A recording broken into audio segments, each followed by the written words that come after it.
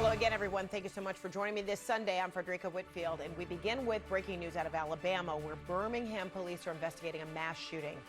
Police say multiple shooters opened fire overnight on a group of people in one of the city's popular entertainment districts. 4 people are dead, 17 others injured. So far, no one is in custody. One witness describes what he saw. It was people everywhere, people crying, screaming. I seen people running, so it was very busy and it was a lot going on. Police believe it was a targeted hit on one person, and the other victims were caught in the crossfire. CNN's Rafael Romo is in Birmingham. Rafael, police are asking for the public's help, right, to find the shooters? Yeah, that is correct, Fredricka. Somebody should have heard or seen something, and police say that information may prove crucial to solve the crime. CNN has obtained video showing what the scene was like here last night, just moments after the shooting. Before we go to the video, we need to warn our viewers that it may be disturbing for some people. The man is coming, man. The man is coming.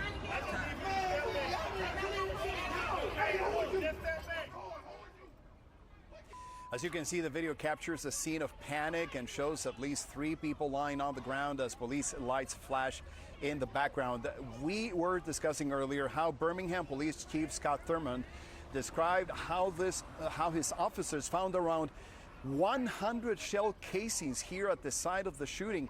And we also heard Birmingham Mayor Randall Woodfin talk about how gun conversion devices, sometimes referred to as switches, may have been used in the shooting here at this area known as 5 Points South near downtown Birmingham. That would explain why police found so many shell casings here after the shooting. The Bureau of Alcohol, Tobacco and Firearms says that such devices can convert semi-automatic pistols and rifles into fully automatic weapons in less than 60 seconds. Birmingham Mayor Woodfin says he's deeply concerned about what happened and sent his condolences to the families of the victims. No words for that loss, right? Trying to stand here and find words to describe those families and what they're feeling right now, the anger, the hurt, the pain, the loss.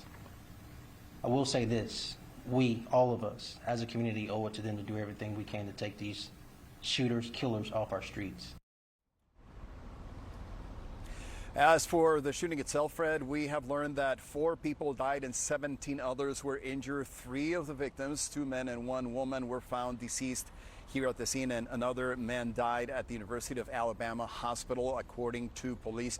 Police are now looking for a group of individuals who arrived in a car here at the scene, opened fire, and fled in the same car. So a lot of questions, a lot of police work that needs to be done, but they're getting help from federal agencies as well, Fred.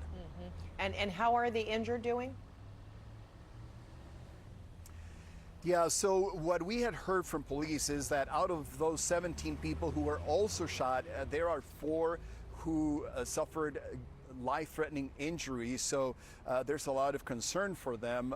The other, we have been unable to get their condition because of privacy laws, but what I can tell you is that some people were taken to hospitals, area hospitals, in ambulances, but some others drove themselves to other hospitals, so at this point it's difficult to know how the rest of them are doing, Fred. All right. Rafael Romo in Birmingham, Alabama. Thanks so much. All right, earlier, former Boston Police Commissioner Ed Davis joined me with his perspective on the investigation in Birmingham and what the shell casings found at the scene can tell police.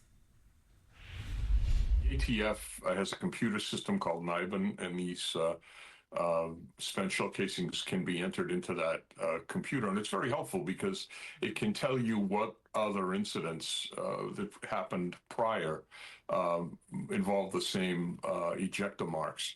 And so if you see a gun that's being used at 3 separate shootings, there are usually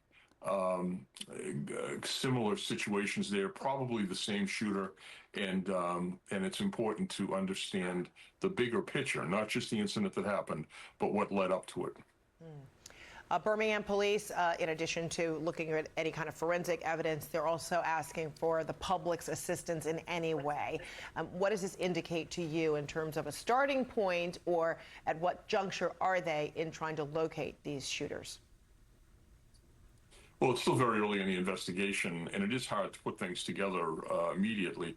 But they're clearly reaching out for help. They want to have people who saw this, or people who might have video of it, help them in identifying who was responsible. The problem with a case like this is there are usually a lot of people involved. It's not just one shooter coming up. It's been described as multiple shooters. And so you need to get an ID on each one of those individuals, and you'll have differing pieces of evidence. So public cooperation is vital. Birmingham's mayor said gun violence is at an epidemic level in his city. He also had some choice words about automatic weapons on the streets. Listen to what he had to say. There's a certain element in this city, there's a certain element in this community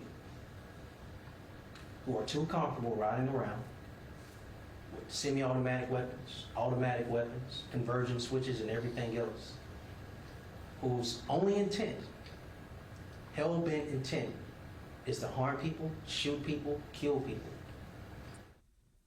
How do you interpret those words and how it can be used to take action to help lead to suspects or even quiet or calm what is epidemic levels? Well, the mayor's frustration I can identify with, because I faced that exact problem when I first took over the Boston Police Department.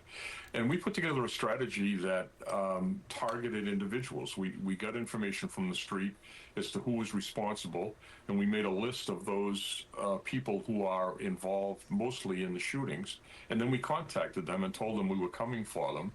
And then we used our federal partners, DEA and FBI, to go after those individuals, not necessarily for the shooting, sometimes for drug trafficking, sometimes for human trafficking. These people are multi-offenders, and you can, if you get focused on who's doing it, you can get focused on them and get them out of the picture. All right, that was former Boston Police Commissioner Ed Davis. All right, happening right now, an Eastern Kentucky community is gathering at a high school gym for the funeral of Judge Kevin Mullins.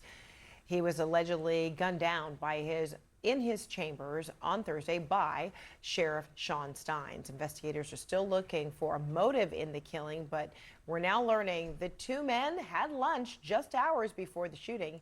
Circuit Court Clerk Mike Watt says he saw them shortly before noon on the day of the shooting. Watt describes Mullins and Steins as, quote, joking around about national politics, and then they went down the street to eat lunch. Steins is facing a first-degree murder charge and is expected to be arraigned this week.